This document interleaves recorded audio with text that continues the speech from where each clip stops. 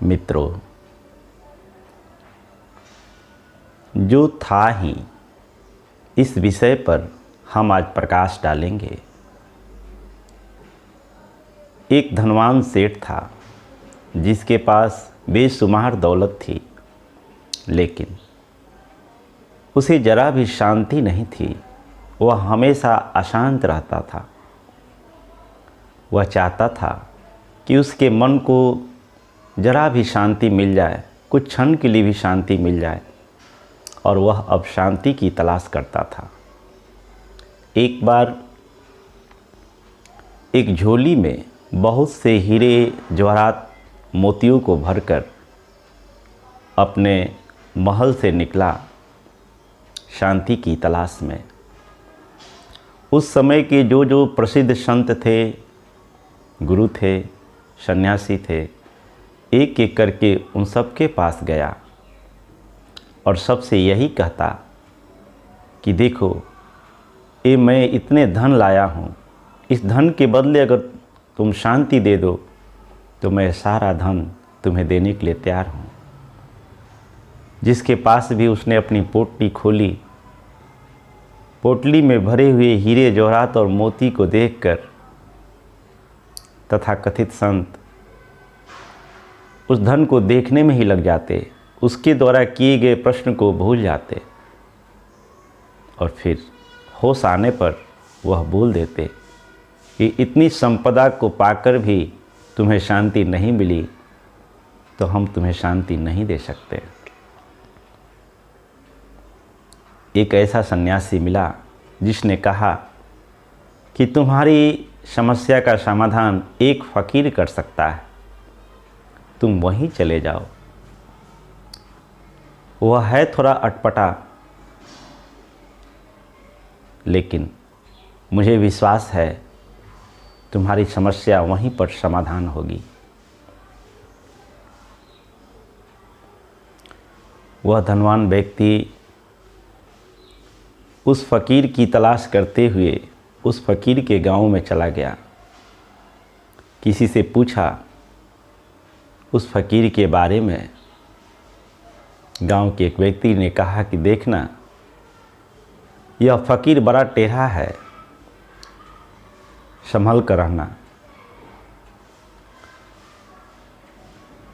आगे बढ़ा, उसने देखा एक पेड़ के नीचे एक फ़कीर बैठा है। लोगों ने बताया कि यही वो फ़कीर है जिसकी तुम्हें तलाश है। उस फ़कीर के सामने भी उस सेठ ने अपनी झोली खोली जिसमें हीरे जवाहरात, बहुमूल्य रत्न और मोती भरे हुए थे।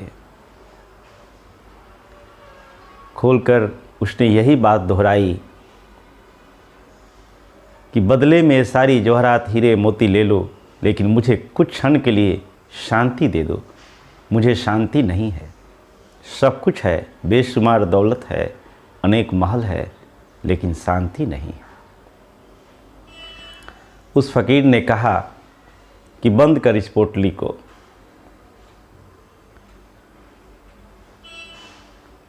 सेठ को भी लगा कि अभी तक किसी ने पोटली को बंद करने के लिए नहीं कही।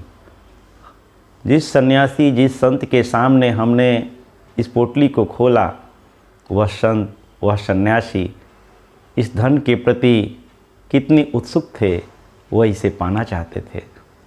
लेकिन ये सन्यासी कुछ अलग है। तुरंत उसने पोटली बांध दी और एक किनारे रख दिया।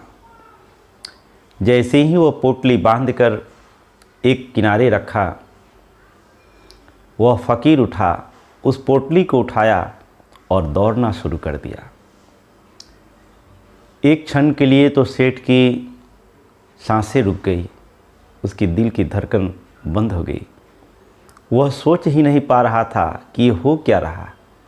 जिसे मैं फ़कीर समझ कर आया, जिसके पास मैं कुछ पाने के लिए आया, ये मेरे सारे जीवन की कमाई लेकर के चंपत हो गया।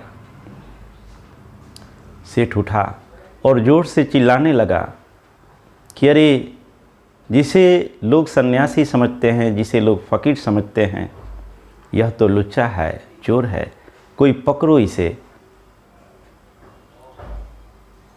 लोगों को उस सन्यासी, उस फकीर को पकड़ने में जरा भी रुचि नहीं थी।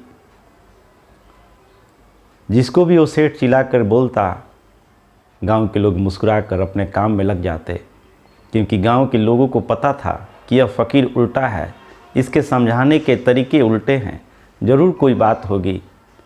किसी ने रस नहीं लिया उस फकीर को पकड़ने में। सेठ हैरान हुआ और लोगों को भी गाली देने लगा कि इस गांव के सारे लोग चोर हैं, लुच्चे हैं, लफंगे हैं। गांव के लोगों ने अपने गांव में डकैत को पाला है और कहता है कि ये पहुंचा हुआ फ़कीर है। सारे गांव के लोगों को वह सेठ गाली देते हुए उस फ़कीर की ओर दौड़ते रहा। फ़कीर के लिए वह गांव जानी पहचानी थी। वह नए नए रास्तों से आगे निकल जाता। सेठ उसके पीछे बेतहाशा दौड़े जा रहा था और सारे गांव के लोगों को गाली भी दिए जा रहा था। उस फ़कीर को भी बुरा भला कहते हुए जा रहा था। फ़कीर पूरे गांव की परिक्रमा करके दौड़ते हुए उसी पेड़ के नीचे उस पोटली को रख दिया जहां से वो उठाया था और स्वयं पेड़ के पीछे छुप गया। पीछा करते हुए सेठ जब उस पेड़ के पास पहुंचा तो देखा उसकी पोटली वहीं पड़ी है। उस पोटली को देखकर उसे खुशी हुई। उस पोटली को उठाकर अपने सीने से लगा लिया। उसके चेहरे पर खुशी के भाव थे, सुकून के भाव थे, शांति के भाव थे। वह फ़कीर पेड़ के पीछे से बाहर आया और उसके कंधे पर हाथ रखते हुए बोला कि मिल गई झलक शांति की, मिल गई झलक सुख की, मिल गई शांति। यह बात सुनकर सेठ चकित हो गया और बोला, ये क्या? बोला, तुमने कहा था कि मुझे कुछ क्षण के लिए भी शांति मिल जाए और शांति पाने का तरीका ही तो मैं बताया। तुम्हारे प्रश्न का उत्तर ही तो हमने दिया है। जो तुम्हारा ही था, यह धन पाकर तुम कितना अभी शांति महसूस कर रहे हो, कितना तुम सुख महसूस कर रहे हो, कितना तुम्हें सुकून आ रही है। ख्याल करो, यह धन तो तुम्हारा ही था। यह धन तो पहले भी था, लेकिन तुम पहले आसान थे। यह धन कुछ समय के लिए तुमसे हटा और फिर जब तुम्हें मिला तो तुम्हें बड़े सुकून की अनुभूति हुई, बड़े सुख की अनुभूति हुई, बड़ी शांति की अनुभूति हुई। सच्चाई यही है कि जो पहले था हमारे पास, केवल हम भूल चुके हैं। उससे हम में दूरी बन चुकी है और पुनः जब हमें प्राप्त होती है तो फिर खुशी का ठिकाना नहीं रहता। शांति, अपार शांति की अनुभूति होती है। जब सिद्धार्थ गौतम पीपल के पेड़ के नीचे बुद्धत्व को प्राप्त किए तो उनसे पूछा गया कि आपने क्या पाया? तो कहते हैं, पाया तो कुछ भी नहीं, जो था ही। ये शक्ति तो मेरे पास थी ही, लेकिन कभी ख्याल नहीं आया कि वो चीज़ मेरे ही पास था। मैं दौड़ते रहा, ढूंढते रहा, लेकिन पाया अपने ही भीतर, जो पहले से ही था। मित्रों, सच्चाई यही है कि जिस महापुरुष ने, जिस संत पुरुष अपने भीतर तलाश किया, वह अपने ही भीतर उस परम सत्य को पाया। और जिसने भी उस परम सत्य को पाया, उसके लिए यह संसार ही स्वर्ग बन गया। ऐसा व्यक्ति जहाँ भी गया, सारी सृष्टि उसकी स्वागत करती रही। कहते हैं, इद्ध नंदती पेच नंदती कथ पुण्यो उभयत नंदती पुण्यम कतनित नंदती भियो नंदती सुगति गतो। अर्थात जिस व्यक्ति ने स्वयं की तलाश कर स्वयं को प्राप्त कर लिया, ऐसा व्यक्ति आनंदित हो जाता है। ऐसा व्यक्ति जहाँ भी जाता है, आनंद उसके चारों तरफ फैलते जाती है।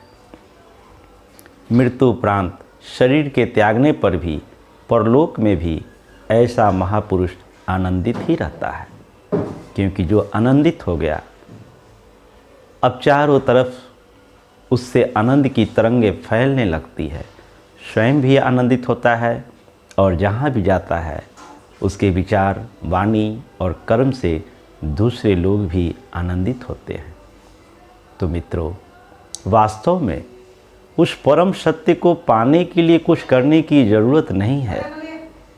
जो खोया हुआ है उसको सिर्फ जानने की ज़रूरत है।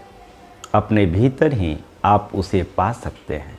उसके पाने पर ही आपको परम शांति, परम सुख और सुकून की अनुभूति होगी। इन्हीं शब्दों के साथ आज की वाणी को विराम देंगे। आप सबका मंगल हो, सबका कल्याण हो, सबका भला हो।